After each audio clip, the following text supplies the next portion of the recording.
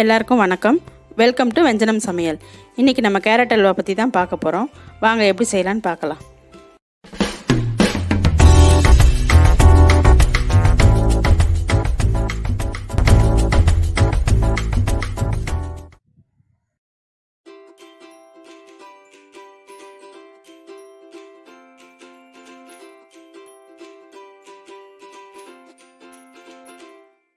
எல்லாருக்கும் வணக்கம். Welcome to வெஞ்சனம் சமையல். இன்றைக்கி நம்ம கேரட் அல்வா பற்றி தான் பார்க்க போகிறோம். வாங்க எப்படி செய்யலான்னு பார்க்கலாம்.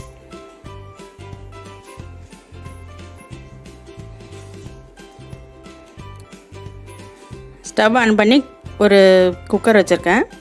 இதில் ஒரு 2 ஸ்பூன் நெய் சேர்த்துக்கலாம்.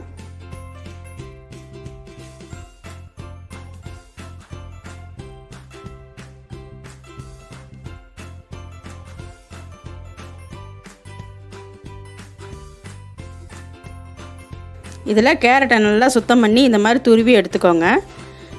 இந்த கேரட்டையும் இதில் சேர்த்துக்கலாம். கேரட்டை நல்லா பெரிய துருவல்லையே துருவிக்கோங்க. அப்போ தான் வதக்கிறதுக்கும் ஈஸியாக இருக்கும்.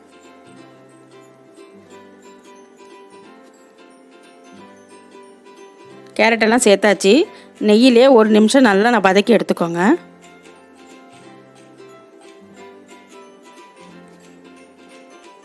நெய்யில் வதக்கினா தாங்க நல்லா வாசனையாக இருக்கும். 1 நிமிஷம் நல்லா வதக்கி எடுத்துக்கலாம்.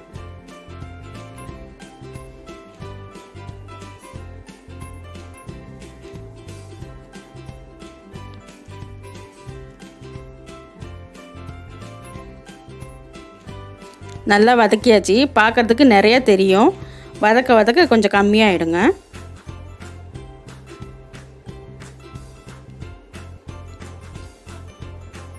நல்லா வதக்கியாச்சு.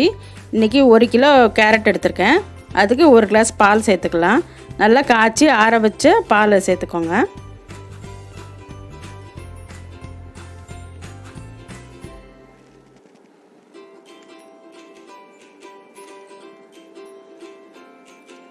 இதையும் சேர்த்துட்டு நல்லா ஒரு தடவை கலந்து விட்டுக்கலாம்.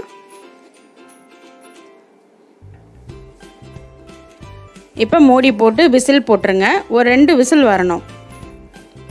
அப்போ தான் அந்த கேரட்லாம் நல்லா குழஞ்சி நமக்கு அல்வா செய்கிறதுக்கு ரொம்ப ஈஸியாக இருக்கும்.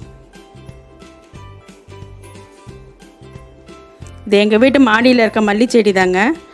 இந்த மாதிரி இயற்கையான சூழலில் வீடியோ எடுக்கணும்னு ரொம்ப நாள் ஆசை. அதனால தான் நாங்கள் டெரஸில் வந்து எடுத்திருக்கோம்.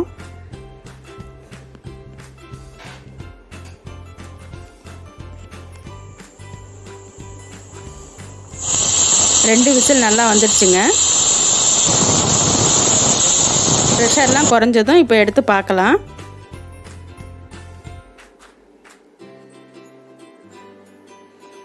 பாருங்க, பார்க்குறதுக்கு எவ்வளோ இருந்தது, இப்போ பாதி தாங்க இருக்குது. நல்லா வெந்துருச்சு குழைவா.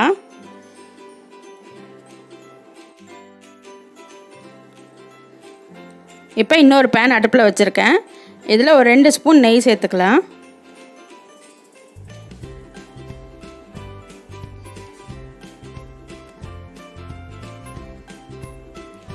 ஒரு 10லேருந்து 15 முந்திரி எடுத்து நல்லா இதை வறுத்து எடுத்துக்கோங்க. ஒரு பொன்னிறமாக, ரொம்ப வறுக்க வேண்டாம், லைட் ப்ரௌன் ஆனால் போதும்.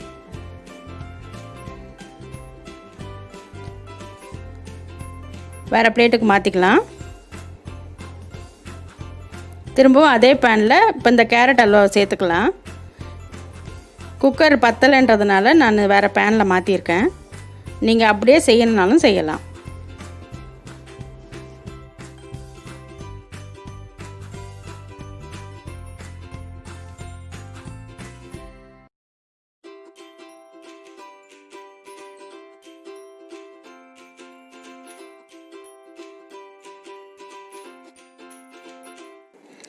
இனிப்புக்கு நான் சர்க்கரையும் எடுத்திருக்கேன், மில்க் மைடும் எடுத்திருக்கேன். அதனால் சர்க்கரை வந்து கொஞ்சம் கம்மியாக சேர்த்துக்கலாம்.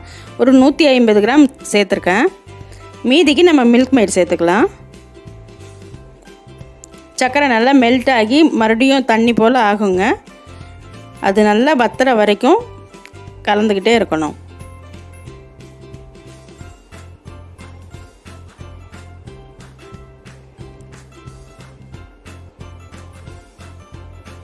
நல்லா கலந்து விட்டுக்கிட்டே இருங்க.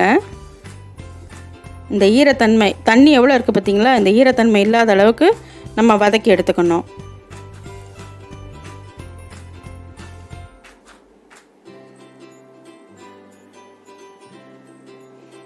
ஓரளவுக்கு எல்லாம் நல்லா வதங்கி வந்திருக்கு. இப்போ மில்க் மைடை சேர்த்துக்கலாம். இதில் ஒரு 50 கிராமுக்கு மேலே கூட சேர்த்துக்கலாங்க. உங்களுக்கு இனிப்பு எவ்வளோ வேணுமோ அவ்வளோ சேர்த்துக்கோங்க. இதையும் நல்லா கலந்து விட்டுக்கோங்க. இப்போ வறுத்த முந்திரியை சேர்த்துக்கலாம்.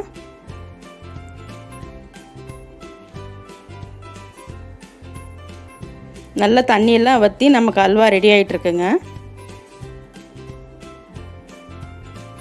நம்ம எந்த ஒரு கலருமே சேர்க்கலை, இயற்கையான அந்த கேரட்டோட கலர்லேயே நம்ம செஞ்சிட்ருக்கோம். ரொம்ப ஹெல்த்தியானதும் உடம்புக்கு.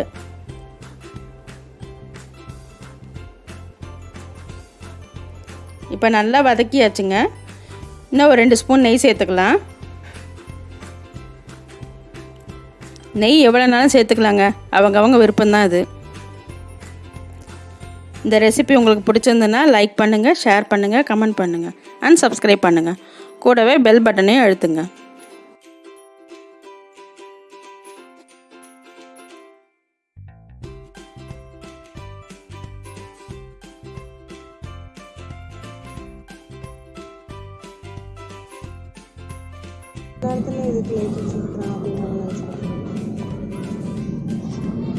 எடு.